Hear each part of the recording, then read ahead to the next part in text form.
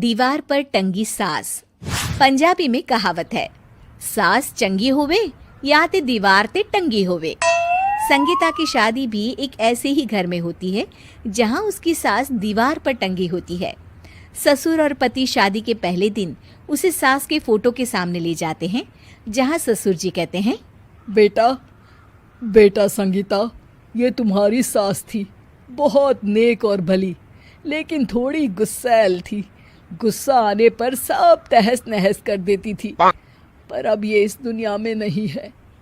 हाँ संगीता, माँ होती तो तुम इनकी कोई बात टाल नहीं सकती थी, वरना तो माँ घर में भूचाल ले आती। संगीता मन में खुश होती है कि अच्छा है कि ऐसी औरत अब इस घर में नहीं है, लेकिन दिखावे के लिए वो जैसे ही सास की फोटो के सामने हाथ जोड़कर खड़ी होती है, ये क्या?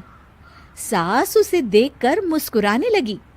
संगीता आंखों को मलकर एक बार फिर से देखती है, लेकिन फिर सास के चेहरे का भाव, भंगिमा यानी एक्सप्रेशन बिल्कुल बदले होते हैं। वो अपने पति और ससुर को कहती है, माँ की तस्वीर तो स्माइल कर रही है। ना ना बेटी, ये कैसे संभव है? जरूर तुम्हें कोई गलती हुई होगी, ऐसा कैसे हो सकता है?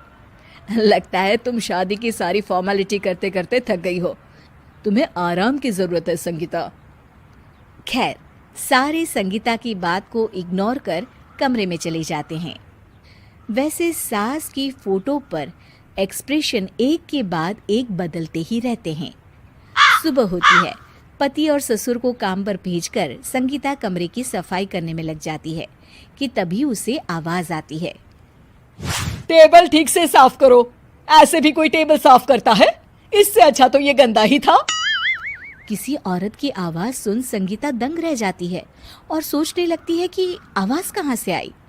आवाज को नजरअंदाज कर वो फिर से अपना काम करना शुरू करती है, लेकिन इस बार तो आवाज बिल्कुल उसके कान के पास से आती है।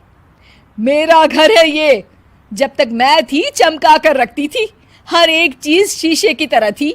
तुम्हें तो ना सफाई आती है ना कुछ पता है। क्यों तुम्हें मेरे घर की जिम्मेदारी दे दी गई है?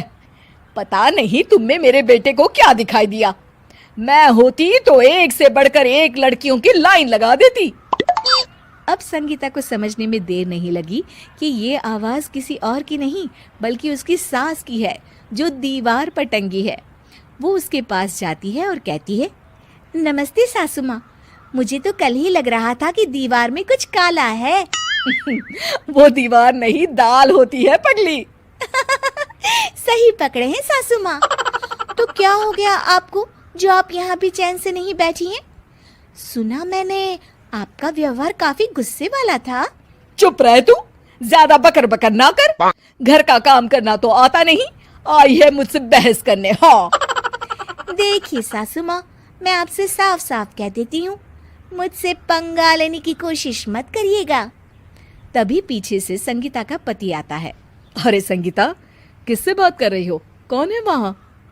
संगीता की सास की फोटो फिर से पहले जैसी हो जाती है। आपकी माँ से कह रही थी कि मुझे काम करना आता। अरे संगीता, माना सास के ताने हर बहू को अच्छे लगते हैं, लेकिन यहाँ तो माँ है ही नहीं। तुम तो फोटो से ही तुम भी लाजवाब हो संगीता। किसी को विश्वास नहीं होता कि संगीता अपनी मरी हुई सास की फोटो से बात करती है। वहीं आए दिन संगीता की सास संगीता को किसी न किसी बात पर आते जाते ताने देती। संगीता को भी अब सास के तानों और उनसे बात करने की आदत हो गई। वो कभी खानदान की कहानी तो कभी तीज त्योहार कैसे मनाए या किसी व्यंजन की रेसिपी सास से ही पूछती। सारा दिन घर में अकेली संगीता की सास अब उसके लिए तानों के साथ पक्की साथी की तरह भी रहने लगी थी, जो किसी और को नहीं बल्कि संगीता को ही सुनाई देती। तो देखा आपने, सास बहू का रिश्ता हर रिश्ते से ऊपर होता है, फिर चाहे वो खट्टा हो या मीठा।